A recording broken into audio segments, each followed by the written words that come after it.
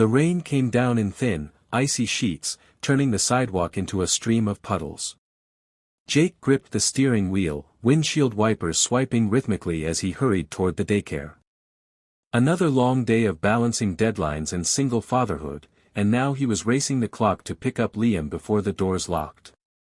As he turned the corner near the old downtown bus stop, something caught his eye, a figure hunched beneath the flickering street lamp.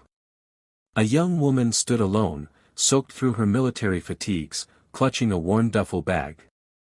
Her boots were muddy, her face pale, her posture proud but visibly tired. She wasn't sheltering from the rain. She stood still, waiting. But for what? Jake's foot eased off the gas. He'd seen that look before, the faraway stare, the clenched jaw that held back more than just words. His heart gave a quiet twist. It was the same look his brother had when he came home on leave, before he didn't come home again. Jake hesitated for a second. He didn't know her. Didn't owe her anything. But something deep in him, a voice he'd learned to listen to, whispered, "Don't let her be alone tonight." He slowed the car, pulled over, and rolled down the window. The rain blew in, cold against his arm. "You need a ride?" he asked gently. She turned, startled. Her eyes met his, cautious, searching. She didn't answer right away. But he already knew. She did. Jake leaned across the passenger seat and pushed the door open. "You're coming with me," he said, voice firm but kind. The soldier blinked, caught off guard. "Excuse me?" He nodded toward the passenger seat. "It's pouring. You've been standing out here, what, half an hour? Maybe more. It's almost Thanksgiving. No soldier should be stuck out in the cold with nowhere to go." She hesitated, her eyes narrowing slightly.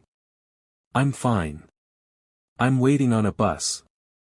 Jake glanced down the road, empty as far as the eye could see. "No bus is coming anytime soon. And even if it was, where would it take you? You just get in. I'm not a weirdo. I've got a 5-year-old waiting at daycare and a leftover meatloaf in the fridge." That made her crack a tiny smile. She looked down at her duffel bag, then back at him. "I don't even know your name," she said. "Jake. Jake Harris. Single dad, decent cook, and I don't leave people behind." A beat passed. The rain pattered louder. "I'm Maya," she said finally, lifting her bag and sliding into the seat. "Sergeant Maya Torres." Jake smiled as he pulled back onto the road. "Well, Sergeant Torres, welcome to the Harris Taxi Service. Fare's free, but there's a price. Liam's gonna want you to help build a blanket fort." She let out a quiet laugh, one she didn't expect. For the first time in months, something inside her began to soften. Jake's house was small but warm, the kind of place that smelled like cinnamon-scented candles and leftover macaroni. Maya stepped inside cautiously, her boots leaving faint marks on the welcome mat. The air hit her like a hug, soft, lived in, and full of something she hadn't felt in a long time, peace. "Liam." Jake called as he hung up his jacket. "We've got a guest." A blur of curls and excitement raced down the hallway. Liam, a wide-eyed 5-year-old in dinosaur pajamas, skidded to a stop. He stared up at Maya, silent for a second, then pointed. "Are you a real soldier?" Maya gave a soft grin. "Last time I checked." He beamed. "Can you build forts? Real good ones?" Jake chuckled. "That's his ultimate test of bravery." Maya raised an eyebrow, playing along. "I built one once during a sandstorm in Kuwait.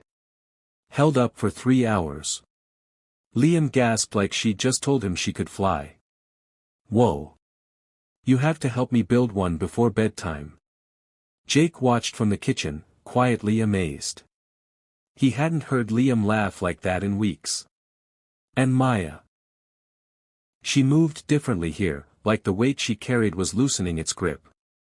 Later, They sat around a small table with reheated stew and cracked jokes between bites. Jake looked at the empty chair at the table, the one that used to be his brother's, and something clicked. This wasn't just an act of kindness anymore. It was the beginning of something none of them knew they needed. The next morning, sunlight filtered through the curtains as the smell of turkey and fresh rolls filled the house. Jake moved around the kitchen, apron dusted with flour, while Liam dragged pillows and blankets into the living room for Fort Freedom 2.0. Maya sat at the table, sipping coffee from a chipped mug, quieter than usual, watching it all like she couldn't quite believe it was real. Jake glanced at the seat beside her, the one that stayed empty every Thanksgiving since his brother, Matt, never made it back. He had left it untouched for years, a quiet tribute. But today, something felt different. He walked over, set a folded piece of paper on the plate, a name card, scribbled in Liam's handwriting. Sergeant Maya Torres. She stared at it, eyes flicking up to Jake, confused. What's this? Jake pulled out the chair. That seat, it was my brother's. He didn't make it back from Afghanistan. I used to leave it empty. A way of honoring him, I guess. Her hand hovered over the card. But today, Jake said softly, it belongs to someone who did make it home. You. Maya's breath caught. She tried to speak, but the words got lost somewhere behind a sudden swell of emotion.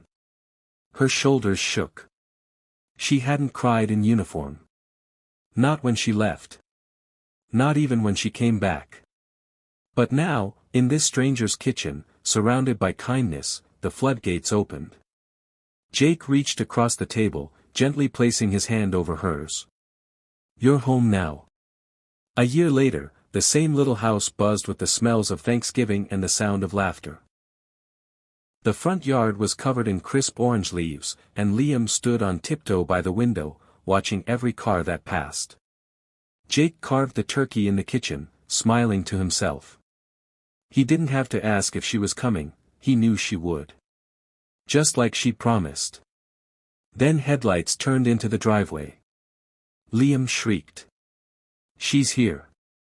She's here.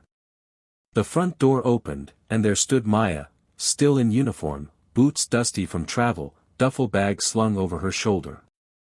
But she wasn't alone. Beside her was a younger soldier, barely 20, eyes wide, unsure. Jake walked up with a warm grin and opened the door wider. You brought company. Maya nodded. Private Daniels. First holiday away from home. Thought maybe we could make some room. Jake looked at Liam, who was already tugging Daniels toward the living room. You like forts? He asked eagerly. The soldier laughed, a little stunned, but nodded. Jake turned back to Maya. There's always room. She smiled, that familiar softness in her eyes. I figured you'd say that. As the table filled with food, stories, and new faces, Jake glanced at the once empty chair. Now it was just another seat, no longer a monument to absence, but a symbol of welcome. And as they all bowed their heads to give thanks, Jake thought, one ride, one open door, had turned grief into family. Love, after all, is how we come home.